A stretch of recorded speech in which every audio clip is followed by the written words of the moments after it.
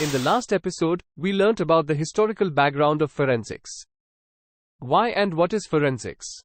We also learned about the applications of forensics in real life, where the cases and the involvement of forensics led to major changes in the laws and thus, leading to stricter laws and punishments. But for these to happen, there is a process which occurs, and this process is crucial and the foundational even which is bound to occur. Although not every time, but it is the inevitable truth of life. This crucial event is nothing but death. But what is death? Is it an event or process? Let's find out in today's episode.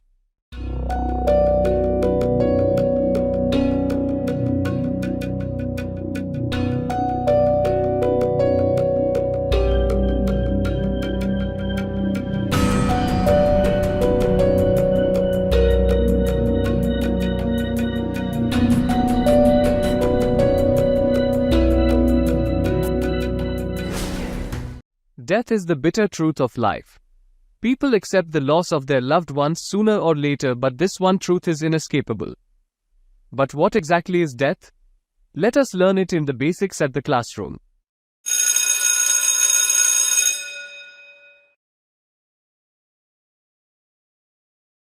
Death is defined in multiple ways. There are two definitions of death in the context of law. First one is according to the Section 46 of the Indian Penal Code or IPC. It states that death denotes death of a human being unless the contrary appears from the text. The second definition is according to Registration of Births and Deaths Act, Section 2(b), as permanent disappearance of all evidence of life at any time after live birth has taken place. There are two types of deaths. One is somatic death, or also called as systemic or clinical death, and other is molecular or cellular death. Somatic death is defined as complete, irreversible stoppage of circulation, respiration, and brain functions, the bishop's tripod of life. Note, there is no legal definition of somatic death. As long as the blood is present in the body to supply oxygen to the brainstem, life exists. To test this, one can withdraw life support if present. If one doesn't survive, he or she is dead. Somatic death is followed by molecular death, which is progressive disintegration of body tissues. In the absence of blood supply and respiration, the cells begin to die. This happens at different time span as compared to the somatic death, as each organ has its own specific survivability rate. For example, brain cells are oxygen sensitive, and thus deprivation of oxygen causes them to die in about 5 minutes. NANI?!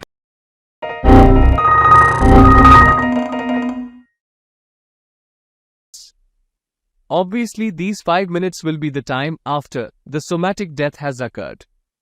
But there is one such scenario where the whole diagnosis of death becomes difficult. It is called as suspended animation. Routinely, the declaration of death may not pose a problem at all. But there comes a scenario where it becomes difficult for one to diagnose if a person is dead or not. A state in which signs of life are not found, as the functions are interrupted for some time or are reduced to a minimum. The metabolism is slowed or reduced to such a level that the cells utilize the already dissolved oxygen in the bloodstream or body fluids. Here are some examples. The yogis who reside in the Himalayas are known to be in such state. Another example is a case where patients who take barbiturates. When these were certified as dead, they were shifted to mortuary for post-mortem examination, but later they woke up and were certified as alive. Thus, it is very crucial to make a note of findings carefully before certifying a person as dead. After certifying a person as dead, there are a few terms which one should know about. These terms are mode of death, manner of death, and mechanism of death. Let us look at them one by one. First, modes of death. According to Bichat, there are 3 modes of death. They are coma, syncope, asphyxia. In simpler terms, coma is the failure of functioning of brain. Syncope means failure of functions of heart. And asphyxia means failure of functioning of respiratory system. Coma is a state of unarousable unconsciousness determined by the absence of any psychologically understandable response to external stimuli or inner need. One thing to note here is that coma is a symptom, and thus it cannot be a cause. A person can become comatose if they're in compression of the brainstem by blood accumulation or any cancerous growth. Any drug usage like opium, narcotics, atropine, alcohol, carbon monoxide, etc. If there is any metabolic disorder like diabetes, uremia, heat stroke, etc. Other causes include thromboembolism of the cerebral vessels or a severe epileptic episode. Syncope is sudden stoppage of action of heart, which causes rapid unconsciousness. But one noteworthy thing here is that recovery from syncope is common. Like that of coma, syncope also cannot be a cause of death.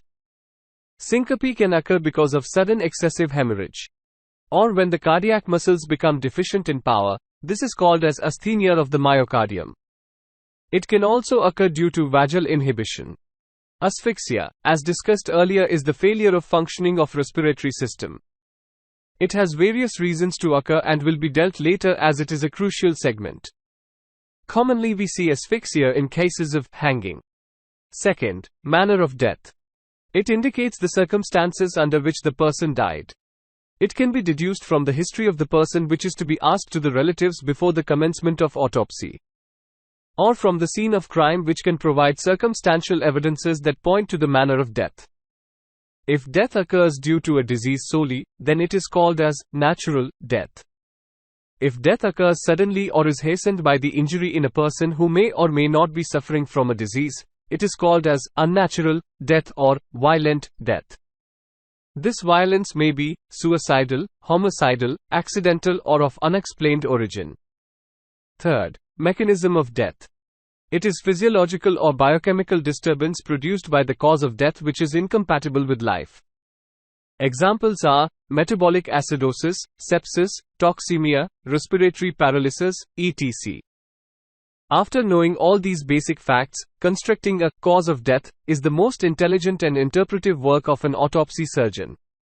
The more an autopsy surgeon knows, the more he can evaluate and take precise data from the autopsy to come to a conclusion. Thus, a cause of death is the disease or injury that is responsible for starting the sequence of events which are brief or prolonged and which produce death. These events are divided as a immediate cause. This is the injury or disease which was present at the terminal event and is the main reason for causing the death of the individual. For example, rupture of vital organs like heart or lungs or major blood vessels of the thorax.